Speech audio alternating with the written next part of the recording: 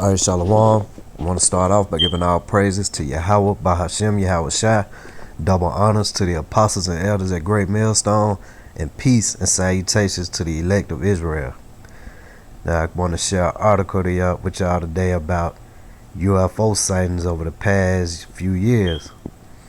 Because, being in the truth, you should know that the so-called UFOs are actually the chariots of Israel, the chariots of the Most High. And as this article said, the title of the article, UFO sightings hit all-time high, report says.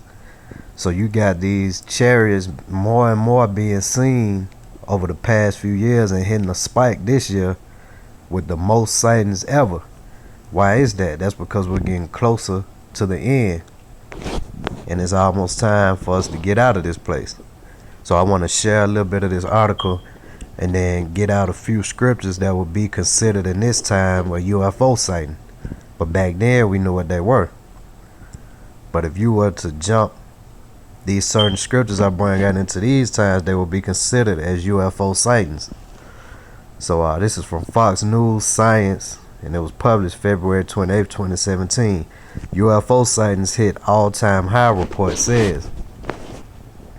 Worldwide UFO sightings hit all-time high. UFOs are visiting at an all-time high according to the new statistics, which say that sightings are most common in the U.S. And that's spiritual. They're most common in the U.S. because this is the most wicked place. This is where most of the damage and destruction is going to happen. And it say visiting. You know, the scripture said that the Lord began to visit the world that he had made. But it's saying most of them are common in the U.S. because this is where it's going to go down the most at.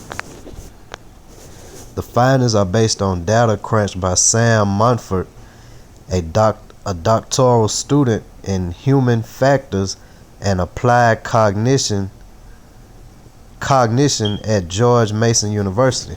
Munford wrote up his findings in a blog update that used information from the National UFO Reporting Center, an organization that documents UFO sightings.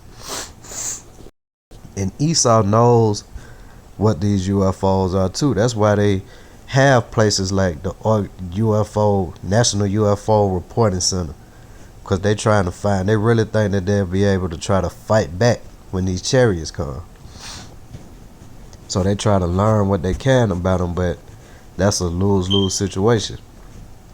According to Munford's report, UFOs have been increasingly popping in, with 104,947 reported sightings on record over the past 100 plus years.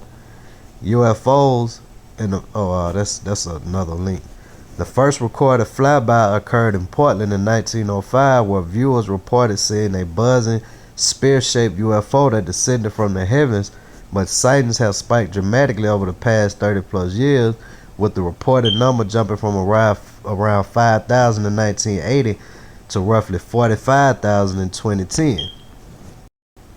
Other information from Mumford's findings points to the UFO phenomenon being fairly a U.S.-based trend. The nation collectively reports 2,500 sightings per 10 million people, which is 300 times more than the global median. More sightings are reported in states in the west and northwest, with some states in the northeast not far behind. Munford thinks that America's rate of internet connectivity may explain the large number of U.S. sightings. Why are Americans obsessed with UFOs? Maybe it's related to internet access, he wrote. You have to have internet access to submit a report after all.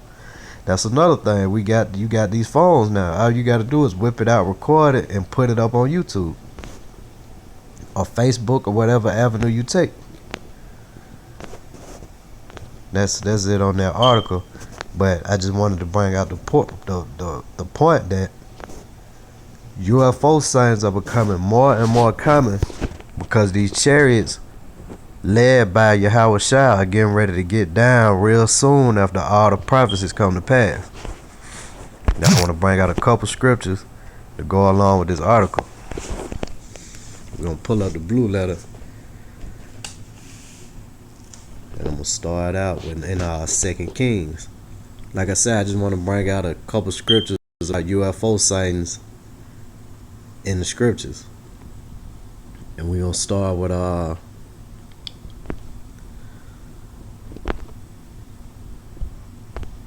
we'll start with 2 Kings 6, and I start at 15. And when the servant of the man of the Most High was risen early and gone forth, behold, and hosts compassed the city, both with horses and chariots. And his servant said unto him, Alas, my master, how shall we do? So they were surrounded by chariots and by men on all sides. And he was asking his master, what we gonna do? 16. And he answered, Fear not, for they that be with us are more than they that be with them. And Elisha prayed and said, Lord, I pray thee, open his eyes that he may see. And the Lord opened the eyes of the young man, and he saw, and behold, the mountain was full of horses and chariots of fire round about Elisha. So he prayed that he could have the sight to see, and he saw that the mountains were full of chariots of fire. That would be considered a UFO in these times. Because a lot of times they're around and we can't even see them. But sometimes the Lord bless you where you're actually able to see it. They were round about, more of them than it were the people that had them surrounded. But this is what you would consider a UFO sighting in these times. We're going to jump to another one. Matter of fact, we're going to stay in 2 Kings, go to chapter 2 and 11. And it came to pass, as they still went on and talked, that behold, there appeared a chariot of fire and horses of fire, and parted them both asunder, and Elijah went up by a whirlwind into heaven. 12. And Elisha saw it, and he cried, my father, the chariot of Israel and the horsemen thereof. And he saw him no more, and he took hold of his own clothes and rent them in two. That would be considered another. That would be a UFO abduction. It took up Elijah.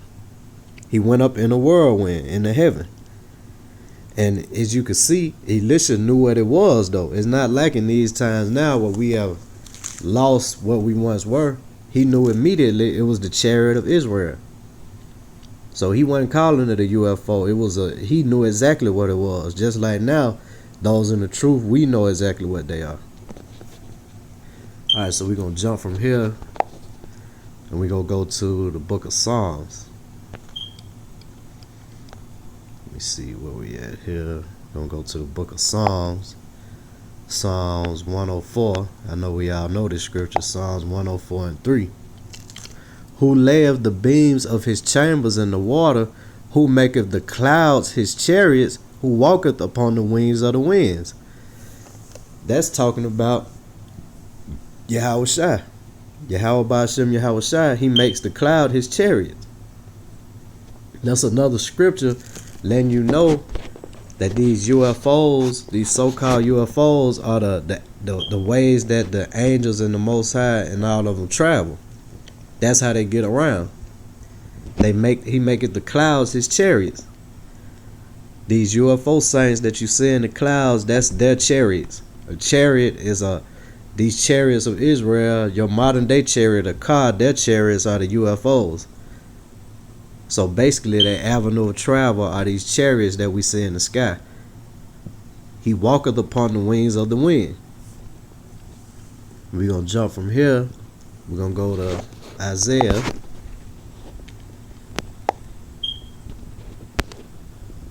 '66 and about, let me see. Okay, Isaiah 66 and 15. For behold, the Lord will come with fire, and with his chariots like a whirlwind, to render his anger with fury and his rebuke with flames of fire. Now that's one of those scriptures that lets you know that's why they have that National UFO Sighting Organization, because they know eventually all these sightings of these chariots, so-called UFOs, sooner or later is going to come where they all going to be coming down to blast this place with their flames of fire. The Lord will be coming to destroy with these chariots. So they're trying to find ways to try to combat that, but they can't. That's why they dig their bunkers, and I saw one of the Akim down here did a video about how they trying to leave the earth, but they cannot escape these chariots once they come down. But one of these scriptures is one scripture that the elites and these damn Edomites know about. He will come with fire and with his chariots like a whirlwind. All these UFO sightings, so-called UFOs, will no longer just be sightings. They're going to go into attack soon as all these prophecies go to passing. We're going to jump from here. We're going to go to Jeremiah and go to 4. Jeremiah 4 and I think to 13. Jeremiah 4 and 13. Behold, he shall come up as clouds, and his chariots shall be as a whirlwind. His horses are swifter than eagles. Woe unto us, for we are spoiled. Woe unto us, for we are spoiled. When those chariots come, if you not of the elect, woe unto you. Because they coming with utter destruction to beat this place into powder.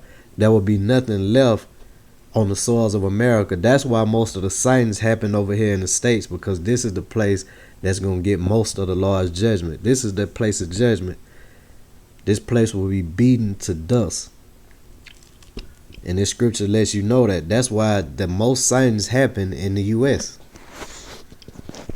We're going to jump from here. And I'll probably get one more. We'll go to the book of Luke. You know, in Genesis, when Moses led us out of Egypt, they were led by a cloud by day and a burning light or burning fire by night. That would be considered a UFO sighting. That's another scripture that would be considered a UFO sighting. We'll start Luke 21 and 25. And there shall be signs in the sun and in the moon and in the stars, and upon the earth distress of nations with perplexity, the sea and the waves roaring, men's hearts failing them for fear and for looking after those things which are coming on the earth. For the powers of heaven shall be shaken, and then shall they see the Son of Man coming in a cloud with power and great glory. And when these things begin to come to pass, then look up and lift up your heads, for your redemption draweth nigh. Now this is Yahweh Shai telling them about the end. And he said we're going to come in a cloud with power and great glory. That's going to be those chariots. And it says, look up and lift your heads, for your redemption draweth nigh. So on the same hand of it being a fearful thing and woe to the ones that are of the 2/3, is also going to be a great thing for the hopefully elect. That's why it says look up, because at the same time he's destroying, he's going to be saving the elect with the other hand. So I just found that article to be interesting. I wanted to share a couple of these scriptures to let the Akim see that article, because we all that be in the scriptures and in the truth know that they're not UFOs. They're actually the chariots of the Most High. And with that, I'm going to say shalom.